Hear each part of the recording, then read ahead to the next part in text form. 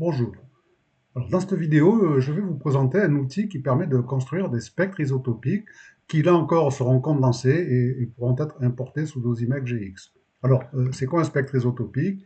J'ai pris l'exemple ici d'un spectre isotopique. Alors, un spectre isotopique, hein, c'est un ensemble de radionucléides présents dans une même source, une même matrice, dans des proportions déterminées. D'accord? Alors ça, c'est une situation qu'on rencontre assez souvent dans l'industrie nucléaire, par exemple.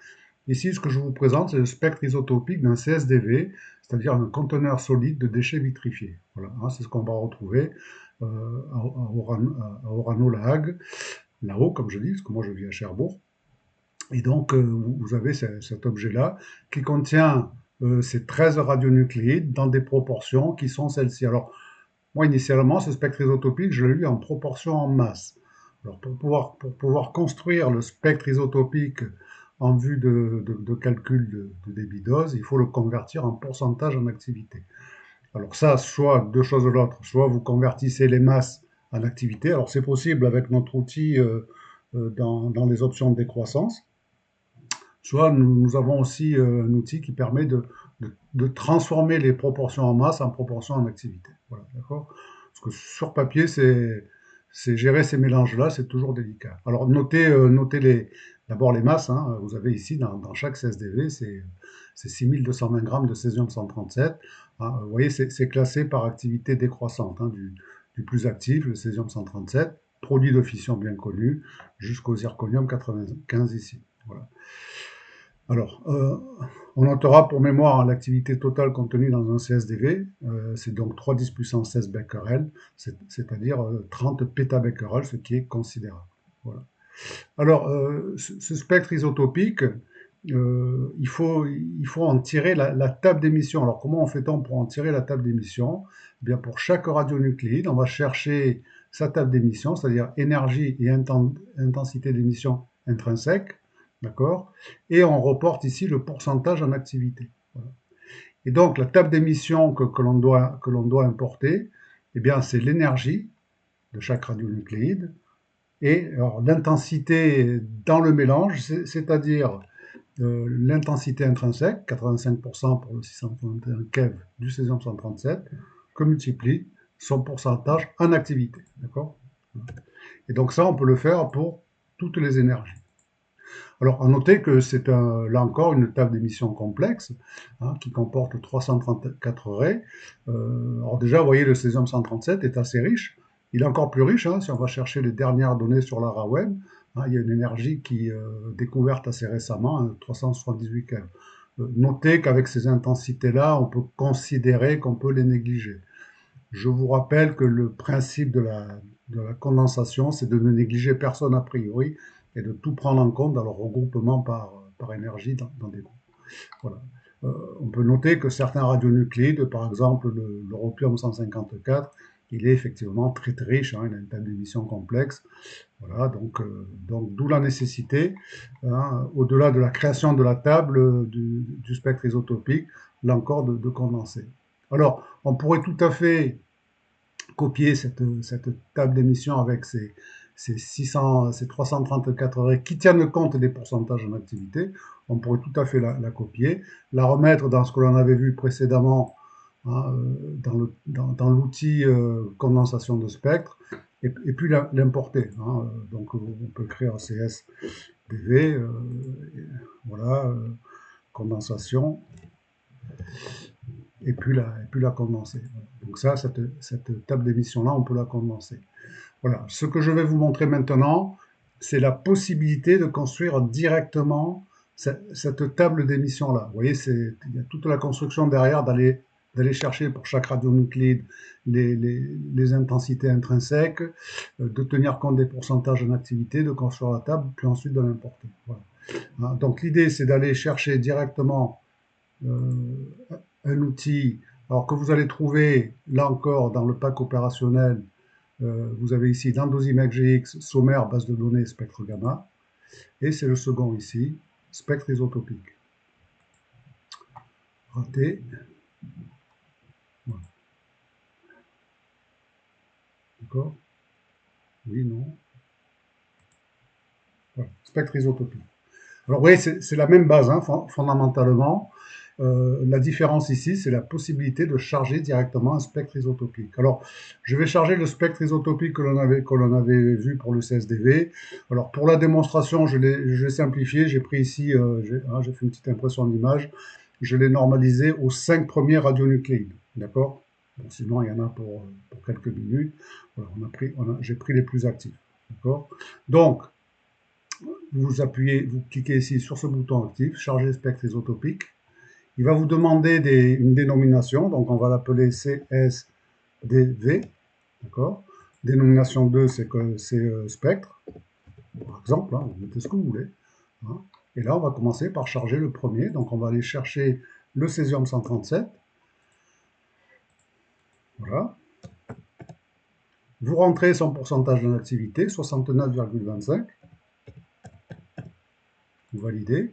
Alors, tant que vous n'aurez pas fermé le spectre en activité, c'est-à-dire tant que vous n'aurez pas rentré au bout du bout 100%, bon, on vous redemande des éléments. Donc, le premier, le second, ça va être strontium, yttrium 90. Alors, je vous rappelle, hein, le strontium 90 n'émet pas de gamma, c'est l'yttrium 90. Donc, on va chercher l'yttrium. Et dans les propositions ici que vous avez pour l'yttrium, vous avez entre autres le rayonnement de freinage que l'on va prendre ici dans le vert. Voilà, voilà. Donc l'activité, c'est 10,64. On valide. Le troisième, le césium 134. Voilà, avec donc 8,4. Le cérium 144, donc cérium 144, voilà, on tape directement, 6,20. Au fur et à mesure, il vous demande de rentrer les activités restantes. Alors voilà, bon, il faut prendre 5,51. Hein, donc le dernier, alors ruthénium, rhodium 106. Là encore, c'est le rhodium hein, qui est dosant. J'ai fait des vidéos là-dessus, hein, si ça vous intéresse. Et là encore, on a dans la base de données, c'est un émetteur bêta- puissant, donc il faut prendre en compte le rayonnement de freinage ici dans le vert. Voilà. Et donc on va rentrer 5,51. Alors si vous dépassez 100%, il va vous le dire, etc. Mais voilà. Et là, le spectre est fermé et vous avez automatiquement donc votre spectre isotopique, hein, qui est reproduit ici. Vous avez la table d'émission totale, donc ici 30 raies. Pour mémoire, hein, dans les tables d'émission que l'on utilise sous dosimètre sont déjà condensées. Hein. Donc là, on a 30 raies qui sont condensées ici en 9 raies. Voilà. Et cette table-là, donc on va l'enregistrer. Ben, là encore, vous pouvez l'importer sous Dosimac GX. D'accord. Donc dans option, comme précédemment, hein, importer. Donc on va aller chercher, voilà, donc spectre isotopique, ouvrir. Voilà. On va l'enregistrer. Et les données maintenant sont... Alors si vous enregistrez le fichier maintenant, si vous enregistrez DosimaxGX, cette table d'émission sera définitivement enregistrée hein, sous DosimaxGX, ce qui veut dire que rentrer le spectre isotopique avec 13 radionucléides, c'est un petit peu long, ça prend quelques minutes, mais vous ne le ferez qu'une fois. Hein, et donc vous allez le retrouver ici. Alors on va faire un petit calcul pendant qu'on y est. On va prendre un cylindre. J'ai mis les dimensions ici, hein, donc vous allez chercher, alors, comme précédemment, le CSDV, vous le trouvez au fond, d'accord. Alors vous avez j'avais rentré les 334 raies pour regarder, mais voilà, c'est une expérience qu'on a déjà faite, hein, pour regarder s'il y a un écart entre la table d'émission condensée et non condensée. On prend donc la table que l'on vient de rentrer, on va rentrer 3E16 comme activité, voilà. Donc, on va calculer sur le côté. On va rester à une distance d'1 mètre. Alors, le matériau, on va prendre on va prendre du verre. Voilà. Enfin, c'est du verre au plomb, mais peu importe. Hein. On peut aller chercher le verre au plomb, il est là, soyons plus précis. Le rayon externe, donc diamètre 40, rayon externe, c'est 20. Petite remarque, faites attention à ça. Hein. Souvent, dans les schémas, on donne les diamètres. Nous travaillons en rayon, enfin, et réciproquement. La hauteur, 130. Et on a, alors c'est pas un écran de protection, c'est le conteneur, on va le rajouter, hein, 1 centimètre d'acier. Voilà, donc on va prendre de l'acier et on va mettre 1 centimètre. Voilà. Et donc on va lancer le calcul dans ces conditions-là. D'accord. Alors ça prend, comme disait un comique célèbre, un certain temps, peut-être 2-3 minutes, hein, je lance le calcul. Donc voilà le résultat, hein, qui m'a demandé 5 minutes de calcul. On arrive à 191 sieverts par heure, hein. Donc vous voyez, ça pique, hein. Alors là, c'est sans protection, bien sûr.